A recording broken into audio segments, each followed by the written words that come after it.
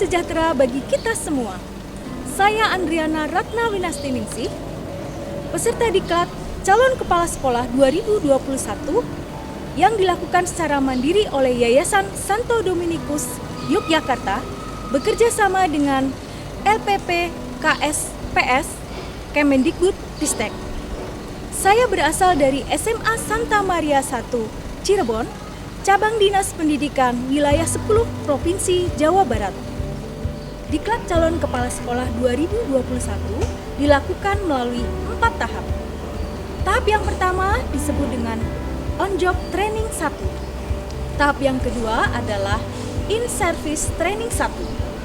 Tahap ketiga adalah On-Job Training 2. Dan yang keempat adalah In-Service Training 2. Dalam On-the-Job Training 2, calon kepala sekolah harus melakukan 3 kegiatan. Yang pertama adalah rencana proyek kepemimpinan di Sekolah Magang 1 SMA Santa Maria I Cirebon. Yang kedua adalah kajian manajerial di Sekolah Magang 1 dan Sekolah Magang 2. Dan yang ketiga adalah peningkatan kompetensi yang dilakukan berdasarkan AKPK di Sekolah Magang 2 SMA Negeri 2 Cirebon. RPK dilaksanakan untuk mengatasi masalah pembelajaran di Sekolah Magang 1 SMA Santa Maria I Cirebon. Sekolah Magang 1 saya adalah SMA Santa Maria I Cirebon yang terletak di Jalan Sisingamangaraja nomor 22. Berdiri sejak tahun 1957. Merupakan tempat calon kepala sekolah mengajar. Memiliki beragam prestasi baik prestasi akademik maupun non-akademik. Berdasarkan rapot mutu SMA Santa Maria I Cirebon, diperoleh data pada standar proses, indikator mengakui atas perbedaan individual dan latar belakang siswa masih belum maksimal. Masalah pembelajaran, guru belum mampu menyesuaikan materi pelajaran dengan kecepatan dan kemampuan belajar siswa. Dampaknya, siswa mengalami kendala dalam menangkap konten pembelajaran dan kurang bersemangat dalam belajar. Solusinya adalah mengadakan workshop optimalisasi metode pembelajaran bervariatif dengan PPT Hyperlink dan video pembelajaran. Tujuan RPK adalah mengoptimalkan metode pembelajaran bervariatif melalui PPT Hyperlink dan video pembelajaran. Yang kedua, meningkatkan kemampuan calon kepala sekolah dalam kompetensi kepribadian, manajerial, kewirausahaan, supervisi, dan sosial.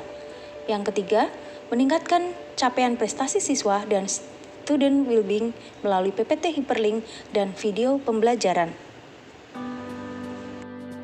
Langkah-langkah kegiatan RPK. 1. Persiapan. 2. Pelaksanaan. 3. Monitoring dan evaluasi. 4. Refleksi. Dan 5. Tindak lanjut. Pada tahap persiapan, calon kepala sekolah bertemu dengan Bapak Kepala Sekolah untuk melakukan koordinasi rencana kegiatan RPK berdasarkan hasil rapot mutu sekolah yang paling lemah. Selanjutnya, kegiatan rencana RPK disosialisasikan dan dikoordinasikan dengan wakil kepala sekolah dan membentuk kepanitiaan workshop. Setelah kepanitiaan terbentuk, membuat perencanaan tentang tindakan kegiatan yang dilakukan, diantaranya adalah menentukan narasumber, waktu, dan tempat kegiatan.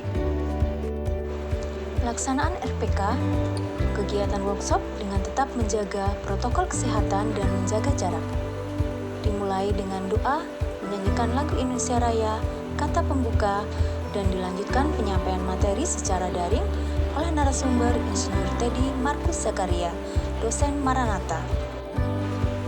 Pada saat monitoring dan evaluasi, ada 4 instrumen yang harus dilakukan, yaitu instrumen monitoring pelaksanaan kegiatan RPK, instrumen evaluasi hasil kegiatan, instrumen student well-being, dan instrumen dampak keberhasilan program RPK.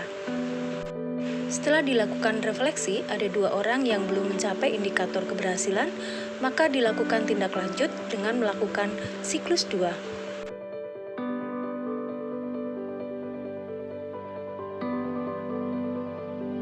Kegiatan kajian manajerial di sekolah asal dan sekolah magang 2 diperoleh data perbandingan antara kondisi ideal dengan kondisi nyata di sekolah berdasarkan 8 SMP. serta mengetahui potensi dan tantangan dan dapat memberikan rekomendasi bagi sekolah.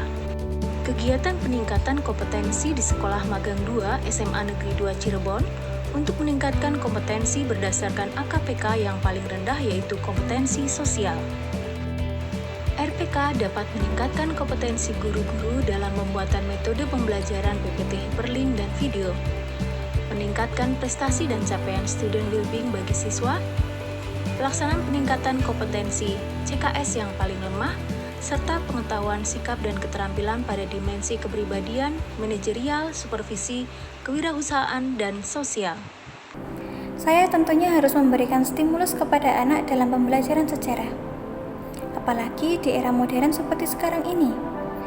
Kita tidak hanya bisa memberikan materi melalui PPT biasa ataupun melalui metode ceramah seperti biasanya.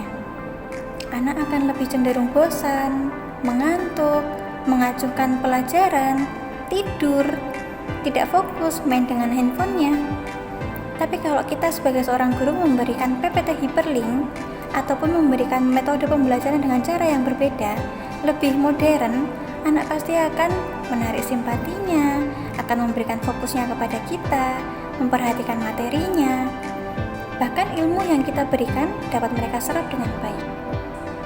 Dalam pembelajaran sejarah, saya menggunakan PPT Hyperlink untuk memudahkan saya menunjukkan peta, gambar, video dalam pembelajaran sejarah Indonesia.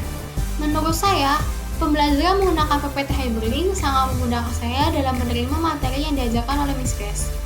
Karena PPT Hyperlink yang saya dapatkan ini menggunakan fitur-fitur yang bisa diklik gambar atau tulisannya dan memunculkan penjelasan dari gambar atau tulisan tersebut. Adanya fitur-fitur tersebut membuat saya tidak bosan dalam mengikuti pembelajaran dan menarik daya tarik saya dalam menjawab pertanyaan-pertanyaan yang disediakan oleh Miss Grace menggunakan fitur-fitur tersebut. Dibanding menggunakan PPT biasa yang hanya berisi tulisan saja membuat saya bosan dalam mengikuti pembelajaran. Saya mau menceritakan tentang pengalaman anak saya belajar menggunakan PPT Hyperlink.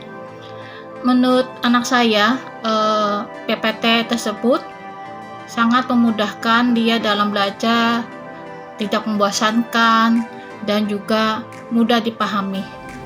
Demikian laporan tindak lanjut calon kepala sekolah. Semoga bermanfaat. Shalom, salam sejahtera untuk kita semua.